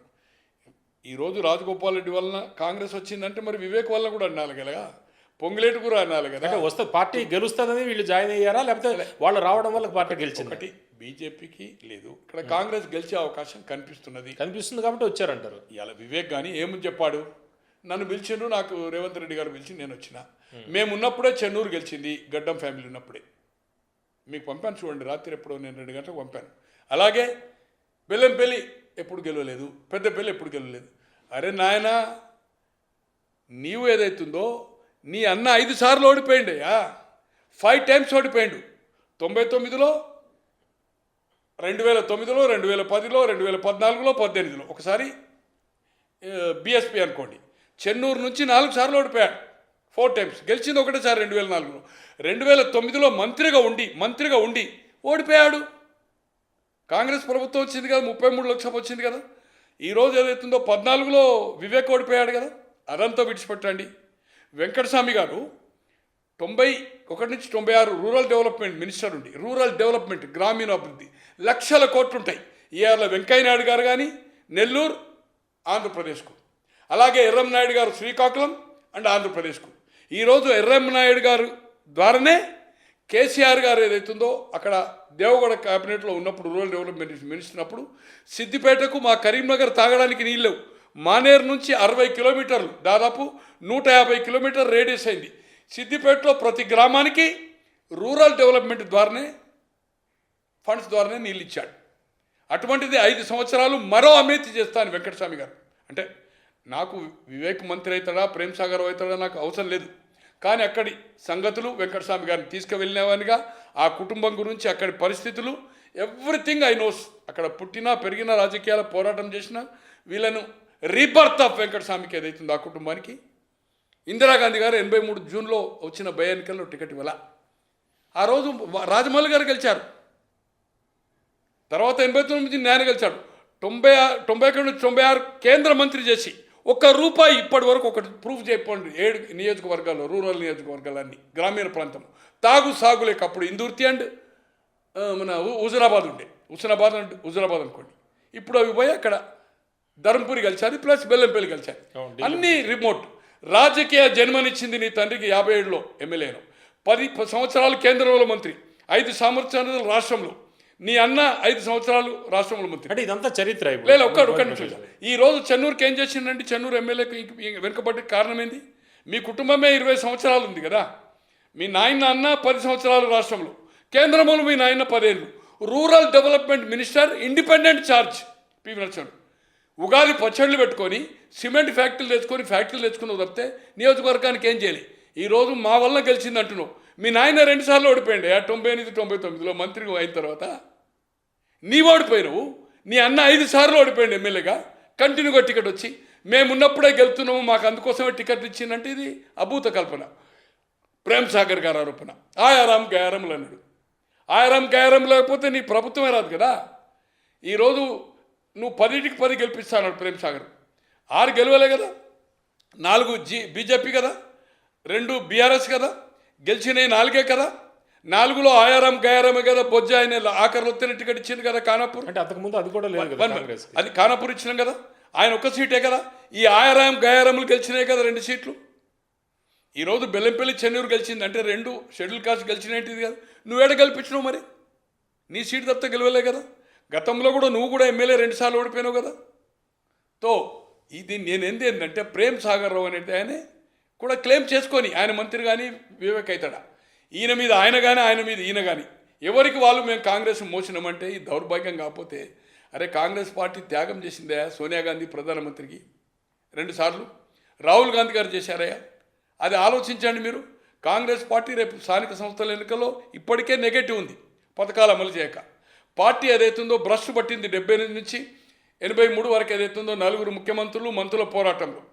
89, 94 వరకు ఏదైతే తెలుగుదేశం పుట్టిందే కాంగ్రెస్ ఢిల్లీ నడివిధులు ఏదైతుందో. ప్రేమ్ సాగర్ రావు గారి నమ్మకం ఏంటి? బట్టి గారిని చూసేనా ఇదంతా?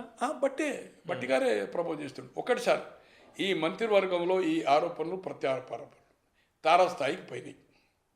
ఇది ఇంకా రేపు ఇది వీలైంది, రేపు మాదిగ ఎమ్మెల్యేలు కూర్చుంటారు. ఖచ్చితంగా మాకు ఒకటే ఉంది, 2 మాలకు ఉన్నాయి, స్పీకర్ ప్లస్ మినిస్టర్. అంటే ఈ ప్రేమ్ సాగర్ రావు గారి గురించి మాట్లాడితే మనం ఇప్పుడు వెలమ సామాజిక వర్గం ఒకటే సామాజిక వర్గం ఇద్దరికి ఎలా ఇస్తారు? ఇప్పుడు జూపల్లి కృష్ణారావు గారు ఆల్రెడీ అదే కదా 18 ఇవ్వలేరు కదా. ఒక్కటి సార్ ఖచ్చితంగా నేను చెప్పగలుగుతా. గతంలో కూడా చెప్పాను, అది క్లారిటీ మీరు పోయిందా లేదా నేను చూడలేదు అనుకోండి, వేరే ఛానల్ కూడా చెప్పాను 20 రోజుల కింద. మంత్రివర్గంలో చేర్పులు మాత్రమే ఉండయి, మార్పులతో కూడిన మంత్రివర్గం అయితేనే ఇప్పుడున్న సిచ్యువేషన్లో ఈ కుల సమీకరణలు సెట్ అవుతాయి. మైనార్టీ ఖచ్చితంగా ఉండాలి. ఈ కులగణన చేసిన తర్వాత 90% మార్పులు కూడా అందరూ ఊరుకుంటారా? ఎందుకంటే ఉన్న వాళ్ళందరూ ఇప్పుడు సీనియర్లుగా చాలా. గతంలో జె చొక్కారావు గారు పీవీ క్యాబినెట్లో మొదటిసారిగా మంత్రి అయింది సెప్టెంబర్లో.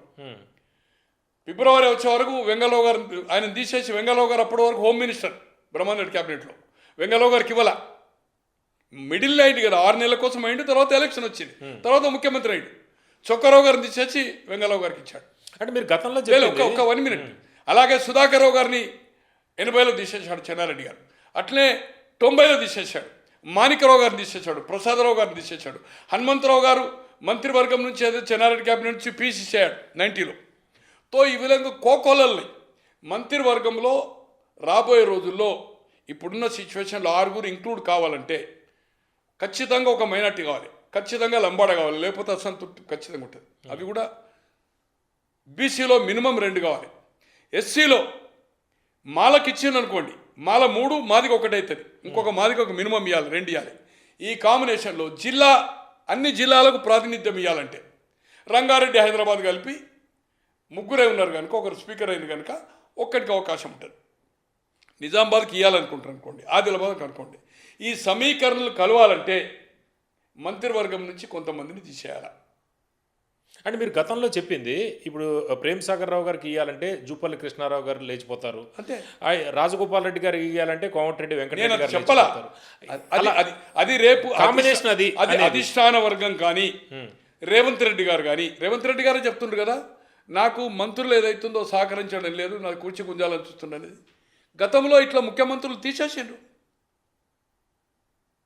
వాళ్ళకు పొసగనప్పుడు ఏదైతుందో తీసేసిండ్రు. మీరు హామీ ఇచ్చారు కొందరికి, కొంత అధిష్టానం వరకు వచ్చింది, అది ఫుల్ఫిల్ చేయాలంటే తీసేయాలి.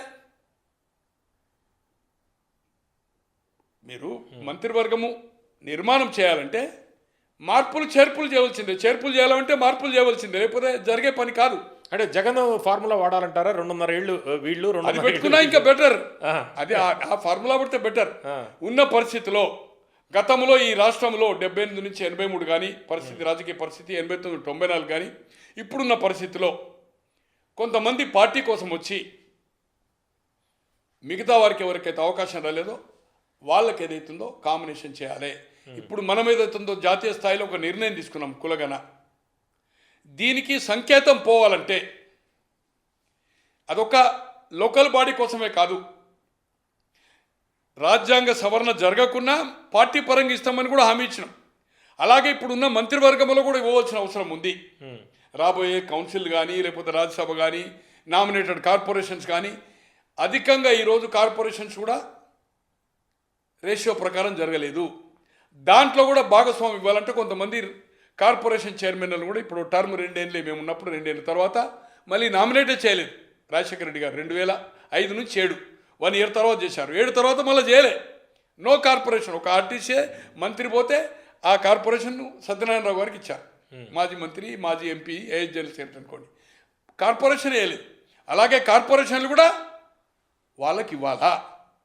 కొంతమంది పెద్ద కార్పొరేషన్లు ఎవరైతే ఉన్నాయో, ఆర్టీసీ ఉంది, ఏపీఎస్సిసి ఉంది, సపోజ్ హూడా ఉంది ఎగ్జాంపుల్, అటువంటి ఏదైతుందో ఎమ్మెల్యేస్కి ఇవ్వండి, సాటిస్ఫై చేయండి. అవి కూడా ఆర్టీసీ అంటే ఆల్మోస్ట్ ఆల్ ఎవరెవరు ఉండొచ్చు ప్రాబబుల్స్ లిస్ట్ మనం చేసుకుంటే బీసీల్లో ఎవరికి ఇవ్వచ్చు, ఎస్టీలో లంబాడాకి ఇవ్వాలన్నారు, అదేవిధంగా మైనారిటీ ఇవ్వాలంటున్నారు. లంబాడా అంటే ఇప్పుడు ఏదైతుందో Balu Naik senior ZP chairman చేశాడు, 2వ ఎమ్మెల్యే. అక్కడ ఏదైనా జిల్లాలో కూడికలు జరగద్దన్నప్పుడు ఇంకో దగ్గర పోతుంది సంగతి. బీసీలో ఎవరున్నారు? బీసీలు ఏదైతుందో కాపు అనేది ఒకటే ఎమ్మెల్యే ఎలక్ట్ అయ్యాడు, Adi Srinivas. Kapu is the factor. Mudiraj Srihari అనేటి ఆయన 100% వస్తున్నాడు. అవును, ముదిరాజుకి ఇస్తామని చెప్పారు. అతనిది డెఫినెట్, అతనిది 100%. ఒకటి శ్రీహరి అయితే కాపు, అయితే యాదవ్. విజయశాంతి కూడా మరి ఆమె ఏది అనేది ఇప్పటి వరకు బీసీ అని క్లెయిమ్ చేస్తున్నారు. మరి ఏం కమ్యూనిటీ అనేది మనం కమ్అవుట్ అయితే నాకు తెలిసినంత వరకు, నాకు కూడా క్లోజే, బట్ ఏదైనా బీసీనే కాబట్టి మళ్ళీ మహిళ కదా. బట్ కమ్యూనిటీ కూడా ఇంపార్టెంట్ కదా. ఓటు బీసీలో మెయిన్ పద్మశాలి, కాపు, ముదిరాజ్, యాదవ్, మున్నూరు కాపు, ఇవేదైతుందో డామినేటెడ్ కమ్యూనిటీస్, అంటే పాపులేషన్ ఎక్కువ ఉంటుంది. ఇప్పుడు మహిళా ప్లస్ క్రౌడ్ పుల్లర్ కాబట్టి ఏదైనా 2 బీసీకి ఇవ్వాలి.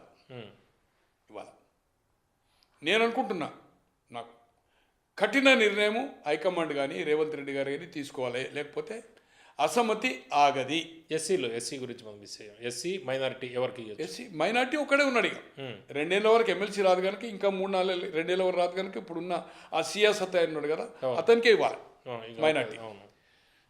ఎస్టీలు ఏదైతుందో ఒక లంబాడకి ఇవ్వాలనుకున్నప్పుడు ఏదైతుందో, అంటే ఆల్రెడీ ఆమె కోయనా గోండ కనుక దయాకర్, వివేక్, ఇక అది దయాకర్ ఫస్ట్ టైం. దయాకర్ అంటే మాల అవుతుండు కదా, మాల అవుతుండు కదా, మాదిగకు రావాలి రిప్రజెంటేషన్, మాదిగకి రావాలి. వివేక్ ఇవ్వాలనుకుంటే కూడా ఆల్రెడీ కొడుకు ఇచ్చారు కనుక అప్పుడైనా కూడా your son is Lok Sabha, brother పక్కకు పెట్టండి, అన్నదమ్ముల పక్కకు పెట్టండి. అంటే టు బి ఫ్రాంక్ చెప్పాలంటే వాళ్ళిద్దరికి పొసగదు కూడా. ఆయన కూడా అసలు నాకంటే ఎవరి ముఖ్యమంత్రి కాదు, మంత్రులు అందరూ నా తర్వాతనే 5 సార్లు ఓడిపోయాడు, నేనే సీనియర్ అంటాడు. 24 అక్బర్ రోడ్ ఇచ్చినావు అని ఇంటర్వ్యూలు ఇచ్చాడు, మొన్న ఇచ్చాడు, 5-6 రోజుల కింద ఇచ్చాడు. 24 అక్బర్ రోడ్ నువ్వు ఇచ్చినావు, నువ్వెక్కడదా నీ ఇల్లా అది? It's not your house. AICC నీ మంత్రి ఇక్కడ అయినాక నువ్వు అది వెకేట్ చేసినావు. జూన్లో ఎమ్మెల్సీ అయ్యావు, 6 నెలలు మాత్రమే ఎంపీగా నువ్వు ఆ క్వార్టర్ని అవైల్ చేసుకున్నావు. ఎప్పుడైతే ఇక్కడ 78 మార్చిలో మంత్రి అయిన తర్వాత, జూన్లో ఎమ్మెల్సీ అయిన తర్వాత ఇక్కడ నీ బంగ్లా ఉంది విద్యుత్ సౌధ పక్క ఖైరతాబాద్లో, ఆటోమేటిక్గా బంగ్లా ఖాళీ చేయాలి. ఆ బంగ్లా అనేది అవుతుందో ఏఐసిసి అలాట్ చేయించుకున్నది, ఇప్పటి వరకు ఏఐసిసి పేరు మీద ఉంది. క్వార్టర్లు సిటీ సెంటర్లో ఖాళీ చేస్తున్నారు కనుక అది నేను అనుకుంటున్నాను ఇప్పుడు సరెండర్ చేస్తారు త్వరలోనే, కొత్త ఆఫీస్ కట్టుకున్నారు కనుక. 24 అక్బర్ రోడ్ నేను ఇచ్చిన, అది ముఖ్యమంత్రి గారు కూడా చెప్తారు, అది ఏఐసిసికి పోయి సోనియా గాంధీ హమీ దియే ఆప్కా గరే క్యా, మీకు మీ ఒక మంత్రిగా నీకు అది అవైల్ అయింది. ఒక 6 నెలలు మాత్రమే. జనవరిలో కాంగ్రెస్ హై ఫామ్ అయిందండి. అది మార్చి నుంచి ఎలక్షన్ కర్ణాటక ఇక్కడ ఆంధ్రప్రదేశ్లో అయింది కనుక మార్చి నుంచి ఒక 3 నెలలు వాడుకున్నారు వెంకటస్వామి గారి పేరు మీద ఉండప్పుడు. జూన్ తర్వాత అది ఆటోమేటిక్గా ఏఐసిసి అయిపోయింది. Quarter is surrender by union government. ఇక్కడ మంత్రి అయింది కనుక ఎంపీ రాజీనామా చేసిండు కదండి. మార్చిలో మంత్రి అయిన తర్వాత ఎంపీగా జూన్ వరకు ఉన్నాడు, జూన్లో ఎమ్మెల్సీ అయ్యాడు. అట్లా 6 మంత్రులు అయ్యారు అప్పుడు. ఏది నాన్ లెజిస్లేటర్స్, జీవి సుధాకర్ రావు, భవన వెంకట్రామ్, పివి చౌదరి అనుకుంటా, ఎంఎం హాషం, వెంకటస్వామి, సుధాకర్ రావు, వీళ్ళంతా ఎమ్మెల్సీలు అయ్యారు 6. 36లో 6 అయింది. అప్పుడు కరీంనగర్ జిల్లాకు 13లో 9 గెలిచినా కూడా మార్చి 78 నుంచి నవంబర్ 80 వరకు కూడా మంత్రివర్గంలో అవకాశం లేదు. Okay, blank. మీకు చెప్పాను గతంలో, నిజామాబాద్కు 57 నుంచి 71 వరకు మంత్రివర్గంలో లేదు. మొదటిసారిగా జి రాజారాం గారు 57 నుంచి ఎమ్మెల్యే ఆయన మొదటిసారిగా state minister, textile handlooms minister అయ్యాడు తెలంగాణ ప్రజా సమితి మెర్జ్ అయిన తర్వాత. తో ఈరోజు ఏది ఏమైనా అప్పటి పరిస్థితి వేరు. ప్రతి జిల్లాకు ప్రాతినిధ్యం ఉండాలి. ఈరోజు పొంగులేటి గారు ఉన్నారు, పార్టీ కోసం వినియోగించుకోండి, డ్రాప్ చేయండి. కోమటిరెడ్డి వెంకటరెడ్డి కుటుంబంకు 2 ఇవ్వలేమనేది ఉన్నదనుకోండి. మంత్రులు 2 ఉన్న సంఘటన అయితే నాకు తెలిసినంత వరకు. రాజగోపాల్ రెడ్డి గారు క్రికెట్ పటాన్ చెప్తున్నాడు, కానీ రాజకీయాల్లో నాకు తెలిసినంత వరకు నెహ్రూ గారి క్యాబినెట్లో ఇందిరాగాంధీ గారు కానీ, ఇందిరాగాంధీ గారి క్యాబినెట్లో రాజీవ్ గాంధీ గారు కానీ మంత్రి లేరు. ప్రధానికి త్యాగం చేసిండ్రు, మంత్రివర్గంలో కూడా జాయిన్ కాలేదు. అలాగే నాకు తెలిసినంత వరకు ఏ రాష్ట్రంలో ప్రాంతీయ పార్టీలు తప్పితే కాంగ్రెస్ పార్టీలో తండ్రి కొడుకులు ముఖ్యమంత్రి ఉండి, అంటే 2 మంత్రుల సంఘటన నేనైతే చూడలే ఇప్పటివరకు. ఎమ్మెల్యేలు అయిన వాళ్ళు ఉన్నారు, భార్యాభర్తలయ్యారు, అన్నదమ్ములయ్యారు, తండ్రి కొడుకులయ్యారు, తండ్రి బిడ్డలయ్యారు ఎమ్మెల్యేలు. నర్సిరెడ్డి గారు, అరుణ గారు మీకు తెలుసు కదా. సో అలాగే, కానీ మంత్రివర్గంలో ఇప్పటి వరకు కాంగ్రెస్ చరిత్రలో ఒక క్యాబినెట్లో 2 మంత్రులు ఉన్న సంఘటన ఇప్పటి వరకు లేదు. ప్రాంతీయ పార్టీలో ముఖ్యమంత్రి ఉన్నారు, కొడుకులు ఉన్నారు, అల్లుళ్ళు ఉన్నారు, బిడ్డలు ఉన్నారు, అవన్నీ చూశాం. 2 కొడుకులు ఉన్నారు దేవగౌడ క్యాబినెట్లు కూడా, అట్లే కరుణానిధి క్యాబినెట్లో చూశాం. కోమటిరెడ్డి బ్రదర్స్లో ఒకళ్ళే ఉంటారు, ఒక్కరే ఉండే ఛాన్స్. ప్రేమ్ సాగర్ రావు గారికి ఇవ్వాలనుకుంటే జూపల్లి గారిని ఖచ్చితంగా పక్కకు జరపవలసిందే. దీంట్లో ఏమాత్రం అనుమానం లేదు. ఈయనైతే ఆయారం గాయారం, పొంగిలేటి ఆయారం గాయారం, తుమ్ముల ఆయారం గాయారం. వెంకటరెడ్డి గారు అయితే మంత్రి పదవే త్యాగం చేశాడు. కానీ తప్పది. రాజగోపాల్ రెడ్డి గారికి ఇవ్వాలనుకున్నప్పుడు వెంకటరెడ్డి గారు ఖచ్చితంగా అవుట్ అవుతారు.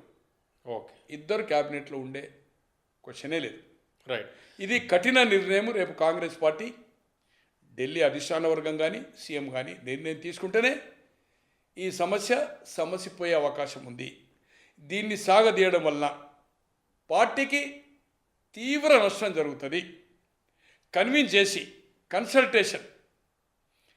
చేసి పార్టీ ఇంపార్టెంట్ దృష్ట్యా ఇది జాతీయ స్థాయిలో రాహుల్ గాంధీ, ప్రియాంక గాంధీ గారు వంటి వాళ్ళు కూర్చుండి చివరకు సోనియా గాంధీ గారు వైపు చేసి కన్విన్స్ చేసి పార్టీ ఇంట్రెస్ట్లో మీకు అవకాశం వచ్చింది, వాళ్ళకి అవకాశం ఇవ్వండి, త్యాగం చేయవలసిన అవసరం ఉంది. కన్విన్స్ అవుతారా? ఆలస్యం చేయడమే బెటర్. పోతారు సార్.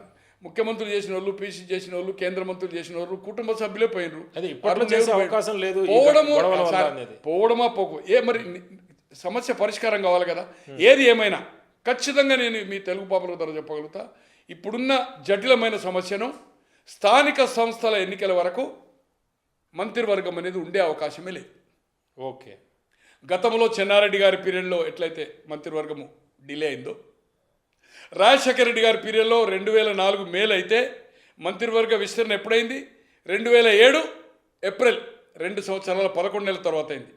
దాంట్లో అప్పుడు ఆనం రామనారాయణ రెడ్డి గారు కానీ, ఇక్కడ రత్నాకర్ గారు కానీ, జీవన్ రెడ్డి గారు కానీ, నల్గొండ దామోదర్ రెడ్డి గారు అయ్యారు, చూసాం మనం.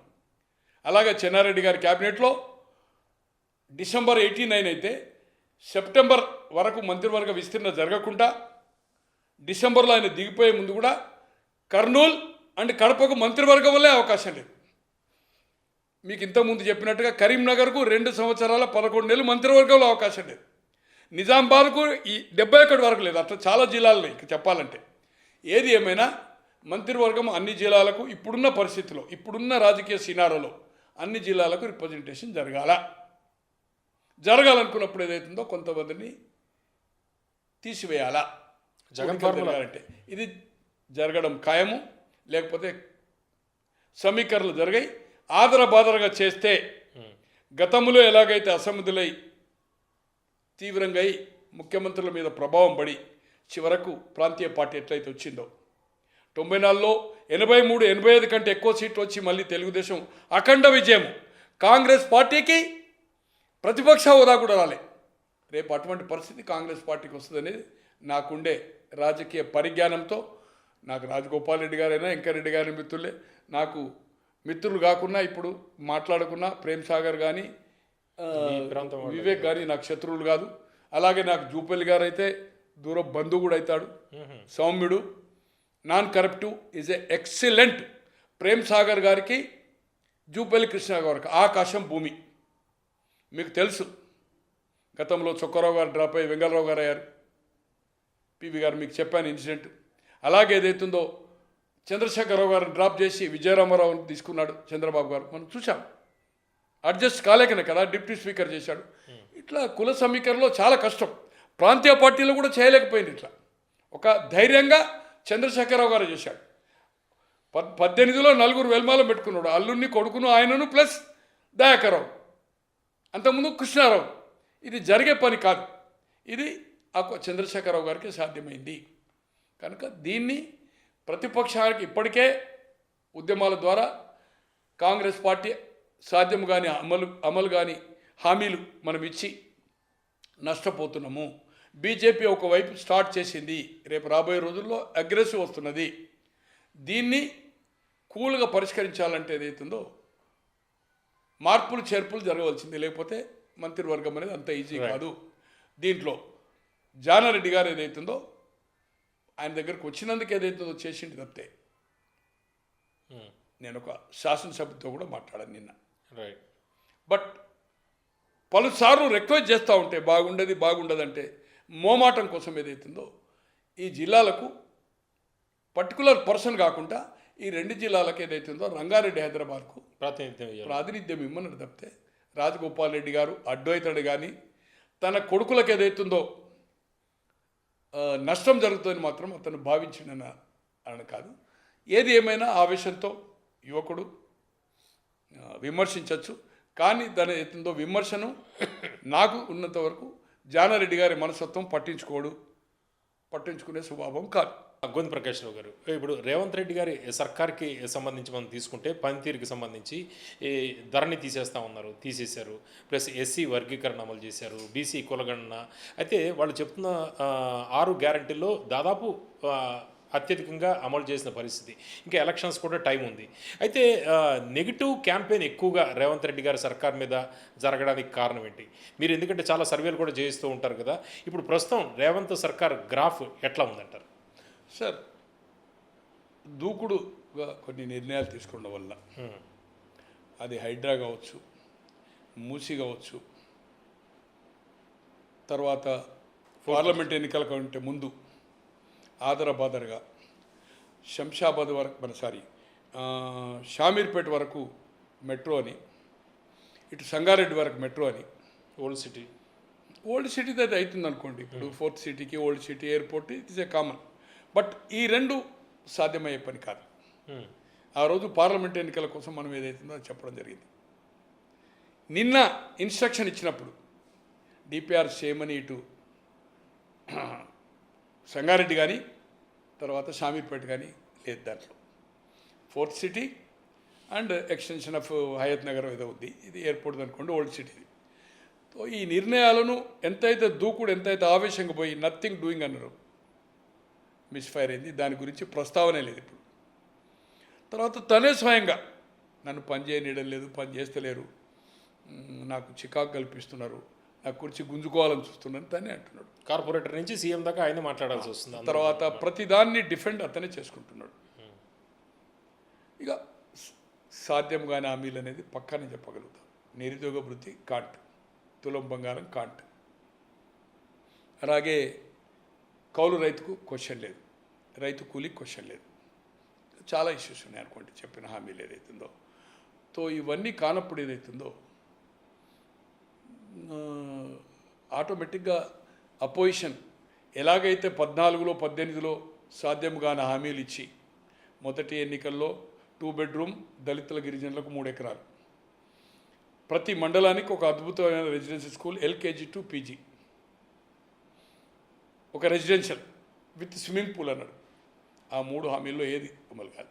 రెండోసారి 1 లక్ష రుణమాఫీ, నిరుద్యోగ భృతి.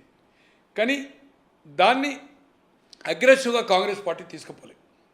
అట్లనే పార్టీ 7గురు మారారు 21లో, వాళ్ళని డిస్క్వాలిఫై చేయలే, డిసిషన్ తీసుకోలేదు.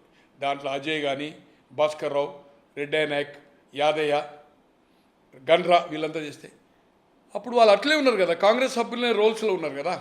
టీడీపీ ఏమో విడతల వారు చేరినా మెర్జ్ అయినరు. దయాకర్ రావు కోర్టుకు పోయిండు, రాజ్భవన్ పోయిండు, నేను ఆ పార్టీలో కలిస్తే ఒక అయ్యవ్వకు పుట్టేది ఉంటే కలవా అని చెప్పిండు, అవన్నీ వేరే సంగతి. బట్ కాంగ్రెస్ 7గురు, రెండోసారి ఏమో విడతల వారు చేరిన వాళ్ళు మెర్జ్ అయింది. బట్ మొదటిసారి 7గురులో 21లో 7 పోతే 14 ఉన్నది కనుక ప్రతిపక్ష హోదా ఉంది. రెండోసారి ప్రతిపక్ష హోదా పోయింది 19లో 12 మంది పోయినారు కనుక, మిగిలింది 6గురే. దీన్ని ప్రజలకు కానీ పాలకపక్షం మీద కానీ కోర్టుల ద్వారా పోరాటం చేయలేదు, ఇవి ఎక్స్పోజ్ చేయాలి. కానీ ఇప్పుడు టీఆర్ఎస్ ఏదైతుందో ఎక్స్పోజ్ చేస్తుంది.